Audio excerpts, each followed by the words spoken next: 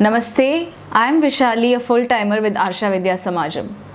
I watched the movie 1921 Puzha Muthal Puzha Vare on Sunday the 5th of March, and it's a must-watch movie for all those who want to know the truth behind the massacre of Hindus in Malabar, Kerala by the Islamists or Mappilas. This movie is directed by Ramasimhan Ji, who was earlier Ali Akbar, who left Islam in 2021 to embrace Hindu Dharma. He named himself after Ramasimhan, who had reverted to Hindu Dharma from Islam and changed his name from Unniyan Muidu to Ramasimhan. This Ramasimhan and his family were brutally killed by the Islamists in 1947 for leaving Islam and converting into Hindu Dharma. Now, the present Ramasimhan Ji is also being targeted by Islamists. 1921 Puzha Muthal Puzha Vare is a movie which shows the real truth about the Mappila riots, also known as the Malabar Rebellion, which was a Hindu genocide led by the Islamists Ali Musalliar and Varyam Kunyahmad Haji in the Malabar region of Kerala between 20th August 1921 to 5th January 1922. This massacre, in which tens of thousands of Hindus were brutally murdered, women raped, houses looted, temples destroyed, and Hindus forcefully converted into Islam, was a deliberate attempt by the Islamists to establish Islamic dominance in the Malabar region of Kerala. The pseudo-seculars and Islamists have done their best to cover the truth and evidence and glorified these ruthless butchers as freedom fighters. Yet, there are remains and evidence from this dark period in the history of Kerala, but it is hidden from the mainstream. The year 2021 marked the 100th anniversary of this brutal genocide, and the Islamists were planning years in advance to make it a statewide celebration. This evoked Ramasimhan Ji, who was then Ali Akbar Ji, to bravely come forward and announce in 2020 that he'll make a movie depicting the realities as they are and challenging the distortions by the pseudo-seculars and Islamists. He sought crowdfunding for the budget of this movie, and he was able to raise a meager 2 crore with which he had to make this movie. Troubles were only beginning for Ramasimhan Ji, as the Islamists and pseudo-secular forces in Kerala were trying everything they could to prevent the making of this movie. They disrupted shooting, they threatened the actors and the movie crew, they hampered publicity, and they tore down posters. Also fearing the backlash from Islamists and pseudo-seculars, people were scared to associate themselves with the movie. There were no mainstream distributors, no mainstream actors, and limited supporting staff.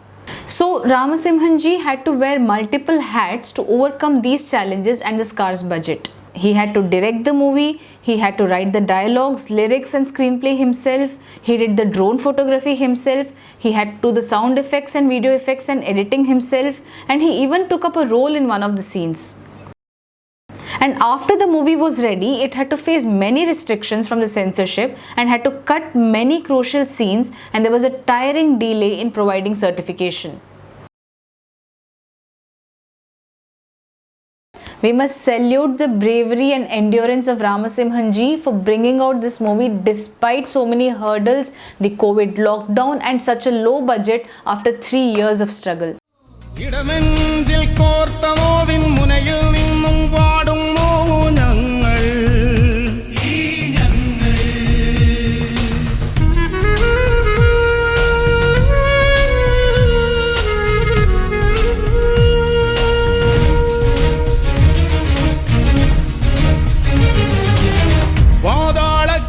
This is no ordinary feat, because the movie corrects the wrong narrative propagated by the Islamists and pseudo-seculars of Kerala that the riots were a freedom struggle against the British and a farmers' uprising against the system.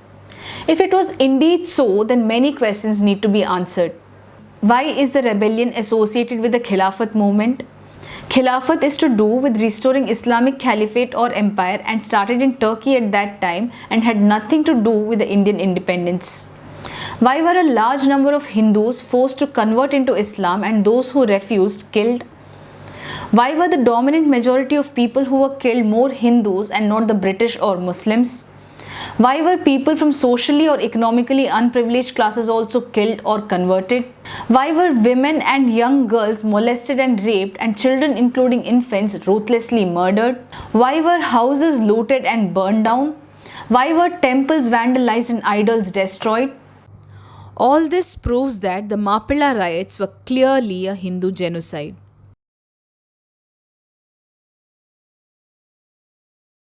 Let us have a look at what prominent people had to say about these riots. Gandhiji. My heart bleeds to think that the Mappila brethren have gone mad. I am grieved to think that they have looted Hindu homes, leaving hundreds of men and women homeless and foundless, and they have killed officers. I am grieved to think that they have endeavoured forcibly to convert Hindus to Islam, and by all these acts they have done an injury. Dr. Ambedkar. There occurred in that year in Malabar what is known as the Mappila Rebellion. The aim was to establish the kingdom of Islam. Hindus were visited by a dire fate at the hands of the Mappilas: massacres, forcible conversions, desecration of temples, foul outrages upon women such as ripping open pregnant women, pillage, arson and destruction. Annie Besant. They murdered and plundered abundantly and killed or drove away all Hindus who would not apostatize. Somewhere about 1 lakh of people were driven from their homes with nothing but the clothes that they had on, stripped of everything.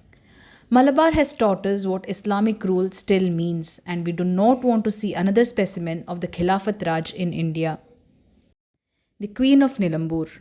Of the many wells and tanks filled up with the mutilated but often only half-dead bodies of our nearest and dearest ones who refused to abandon the faith of their fathers, of pregnant women cut to pieces and left on the roadsides and in the jungles, with the unborn baby protruding from the mangled corpse, of our innocent and helpless children torn from our arms and done to death before our eyes, and of our husbands and fathers tortured, flayed and burnt alive.